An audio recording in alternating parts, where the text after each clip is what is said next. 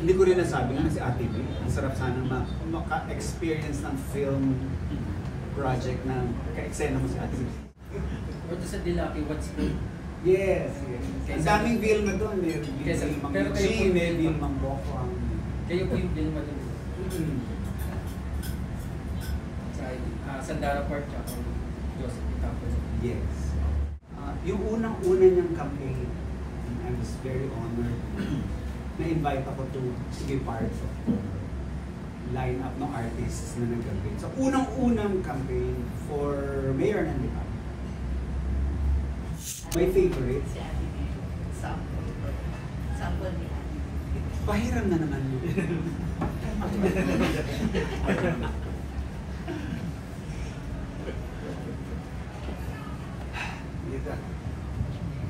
Medyo nakakasama po ng loob na minsan. You know, si Luis talagang, he just gets dismissed as ano ba naman ang pwedeng gawin yan. Wala naman siyang ginawa kundi kumanta at magpatawa sa harap ng mga tao. Napakasakit po pag naririnig po natin yan. Kasi alam nga namang siya ay sumayaw, kumanta at magpatawa sa harap ng mga hayop, hindi ba? Maliban na lang po sa mga, siguro sa mga tuta, sa mga kumping, pero wag lang sa mga bili kasi baboy na yun. Diba? And ang masasabi ko lang po, aasahan ko na ipagpapatuloy niya, kung magpatuloy man siya pong maglingkod, yung aking pong mga advocacies. And isa na po yan ang education sa pakikipagtulungan sa mga Lasal Brothers ng Batangas. It's the Sister Stella Lasal Educational Project. Lalabas po yung mga textbooks inspired by a lot of my movies. Halimbawa sa geology, Bato sa Buhangin. Sa religion, di ba? Ipagpatawad mo. May sequel din yun. Sinasamba kita. Yes. Para naman, may textbook din ang title Extra for extracurricular activities. Tsaka Miss X, yung for algebra. Kasi in algebra, we are always in search of X. Ang aming po mga subject inspired po ng mga pelikula natin, ang PE, Takbo Vilma Dali. Sa swimming, Jezabel. And sa reproductive health, syempre, bata-bata, wag munang gumawa. And awareness of reproductive health for young women, syempre, Tagus ng Dugo. And for the boys naman, hindi po textbook, video. Director's cut. Masasabi ko lamang po, in closing,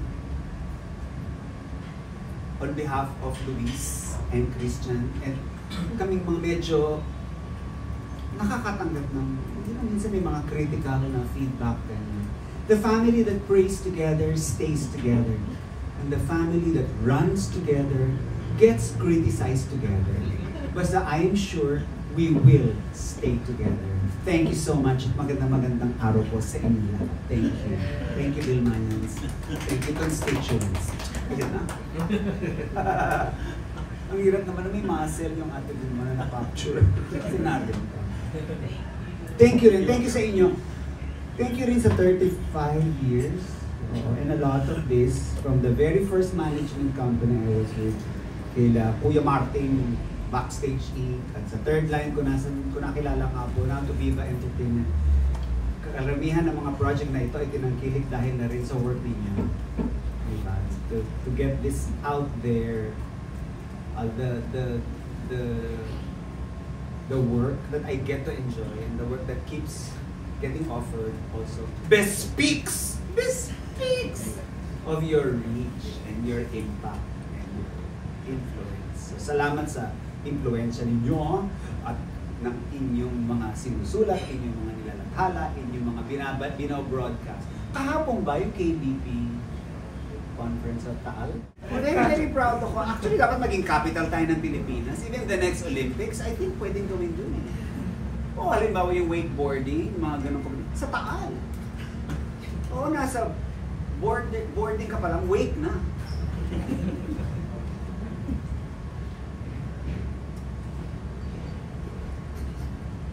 They are developing new species. May ginagawang bagong variety kasi nang dinidevelop talaga ang sa pakikipagtulungan sa Department of Science and Technology.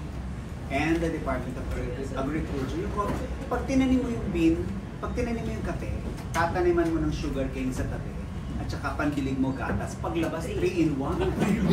Mind you. Don't mind me. Tagal muna sa industry, so managed to stay relevant.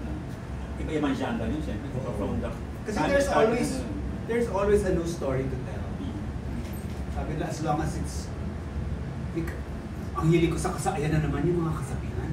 Nila, as long as it's you, and as long as it's true, it will always be new. Last year, it was a very special play about mental health with an LGBT voice, adaptation ng isang foreign play na unang ginawa in English by a woman in the Philippines. Si Tof de Venecia, naisip niyang gawing Pinoy at bigyan ng queer slant and approach yung bawat bonggang bagay. Nagkaroon ako ng opportunity to do something na hindi the usual. What is timely? What is timely? Anong pag-uusapan natin? Baliktad, what is timeless? So, love of parents, love of family, self-love, and how love wins, and how important being there for each other, to take care of each other's mental health is concerned. At mukhang magre-rerun ulit. Sana to answer your question also, I make sure I work with really, really good directors. Nahawakan, pag nakapag-direct ka sa isang, from Alcuin, Mr. M, Mario J, and when I was doing my political satire stand-up shows, lagi ako may taga-teatro na iimbitahin, Charlie Arismo-Conchaga, Jamie Wilson, Michael Williams, Jenny Hamora, a couple of times. Ngayon si Sweet, Plantada Johnson. So minsan depende sa napili mong team, kung ano yung strength nila, doon ka nahihila. For now, it's going to be singing. A lot more singing. Sarap i-try.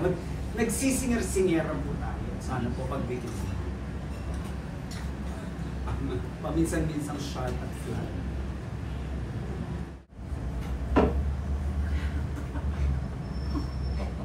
It's a bird.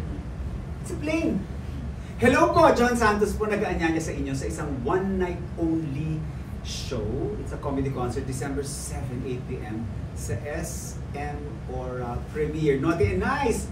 John Santos is coming to town. Kasama po ang Apo. Kasama rin po ang iba po nating mga sayang. Kasama po si Ice Sigera. Kasama po natin yan. Sino pa? Chine-check ko kasi I made my list and I'm checking it twice. Meron din tayong kasama from Drag Race Philippines Season 1, Viñas Deluxe, yes. Apo, Ice Sigera and Viñas Deluxe. Kasama ko po, directed by Sweet Plantado Johnson, 8 p.m.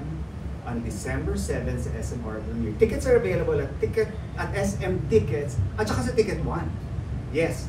And I promise you there's a lot more music, a lot more OPM awesomeness. There will be the monologues, there will be singing, there will be drag, there will be the impersonations. At tingnan natin, darating nga ba ang Star for All Seasonings?